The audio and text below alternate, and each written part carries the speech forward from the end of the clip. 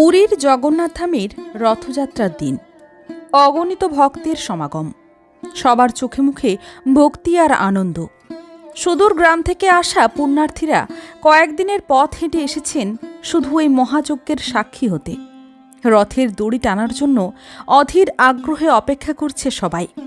বাতাসের প্রতিটি কণায় যেন জয় জগন্নাথ ধ্বনি মিশে আছে। এমন সময় এক লিকলিকে নোংরা রাস্তার কুকুর ভিড়ের মধ্যে দিয়ে এগিয়ে এলো। হয়তো সেও এই মহাযজ্ঞের অংশ হতে চেয়েছিল, বা কৌতূহলবশত রথের পবিত্র দড়িটি ছুঁয়ে দিল। তার এই নিরীহ কর্মকাণ্ড অনেকেরই চোখে পড়ল, কিন্তু তার এমন স্পর্শ দেখে পুণ্যার্থীদের মধ্যে যেন আগুন জ্বলে উঠল। একদল লোক যারা নিজেদেরকে অত্যন্ত ধার্মিক বলে মনে করতেন, তারা কুকুরটির দিকে তেড়ে গেল।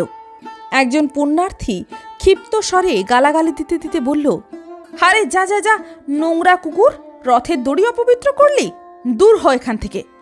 আরেকজন হাত উঁচিয়ে পাথর ছুঁড়ে, মার শালাকে, ভিখিরি কোথাকার, জগন্নাথের রথকে অপবিত্র করতে এসেছে, তোর সাহস কি করে হয়? কয়েকজন যুবক লাঠি হাতে কুকুরটির দিকে এগিয়ে গেল। কুকুরটি ভয়ে কুঁকড়ে গিয়ে আর্তনাদ করতে করতে দূরে সরে গেল। তার গা দিয়ে রক্ত ঝরছিল। সে এক কোণে বসে যন্ত্রণায় আর অপমানে কাঁদতে লাগল। ভিড় থেকে কেউ তাকে বাঁচাতে এগিয়ে এলো না, বরং অনেকেই উপহাসের হাসি হাসল। কুকুরটিকে তাড়িয়ে দেওয়ার পর রথ টানার প্রস্তুতি আবার শুরু হলো। হাজার হাজার শক্তিশালী হাত রথের মোটা মোটা দড়ি ধরল। জয় জগন্নাথ ধ্বনিতে আকাশ বাতাস মুখরিত হয়ে উঠল। পুরোহিতেরা শঙ্খ বাজালেন, ঢাক ঢোল বেজে উঠল। সবাই মিলে প্রাণপ্রণে টানতে শুরু করলেন রথের দড়ি।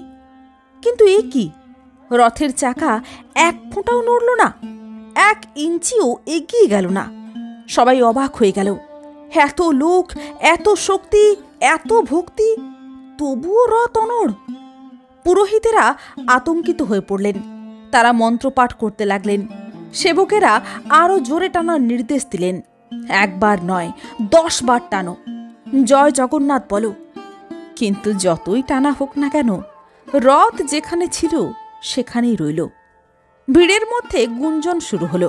হতাশা আর ভয় গ্রাস করতে লাগলো সবাইকে।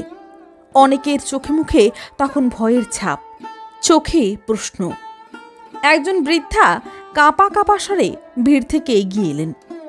হে কি হলো, রথ কেন নড়ছে না? জগন্নাথ কি আমাদের উপরে রুষ্ট হয়েছেন?